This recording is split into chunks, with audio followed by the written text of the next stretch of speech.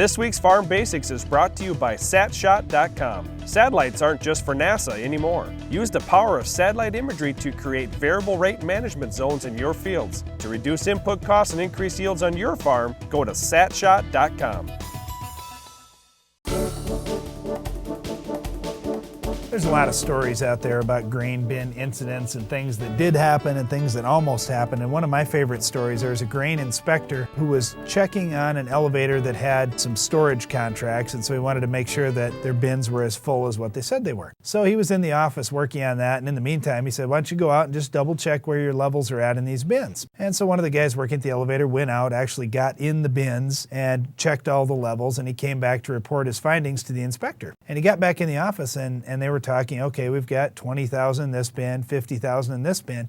And he talked about a certain bin number, let's say it was bin number 8. And he said, yeah, bin number 8, that was still plumb full. The inspector said, well, no, your report shows bin 8 is empty. And they got looking and bin 8 was empty.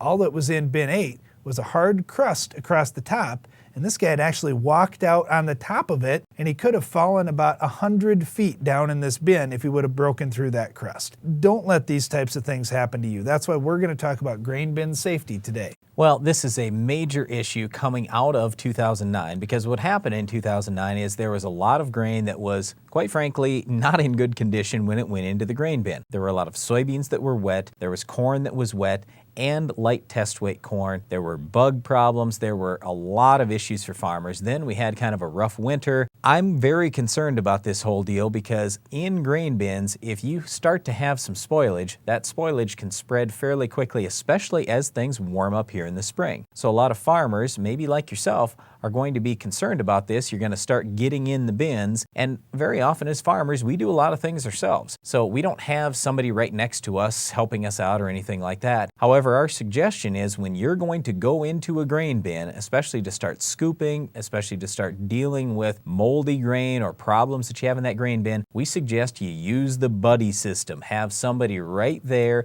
who knows you've gone into the bin, who can help just in case there's an emergency. We've seen way too many issues with this over the years. We don't want anything to happen anywhere this spring. Well, grain bins really aren't a dangerous thing in and of themselves, but as soon as you start unloading grain, you're very susceptible to having issues with crusting on the top, or when you're sucking grain out the bottom and standing on the top, there's a big potential for an accident to happen there. This spring, when you're looking at that grain quality, if you've got some problems with quality, you probably shouldn't be in the bin in the first place. There's a chance there's some molds in the air. You need to wear masks to make sure you aren't inhaling those molds. Even younger people can have big issues with those molds getting into their lungs. So do be very careful if you've got any kind of poor condition corn. But again, that crusting is so serious an issue. Make sure you're moving some grain out of the bins. What we would suggest if you've got some questionable quality grain is pull a load out of each bin and try and pull those tops down a little bit. Then just start hauling out that questionable quality grain now.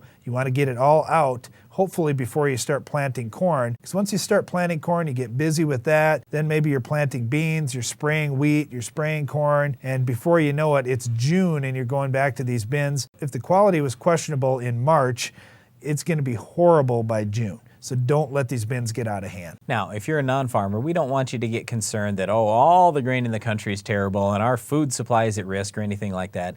It's a tiny percentage of anything that's going to have a problem. But the whole thing is, even if it's a tiny percentage, we're just worried about one farmer in the United States. And if we can help even one farmer avoid any issues with this, that's what we're after today. So that's the reason why we're talking about it. Well, grain bin safety is very important, and so is weed control. We'll show you how to control this tough weed during our Weed of the Week segment coming up later in the show.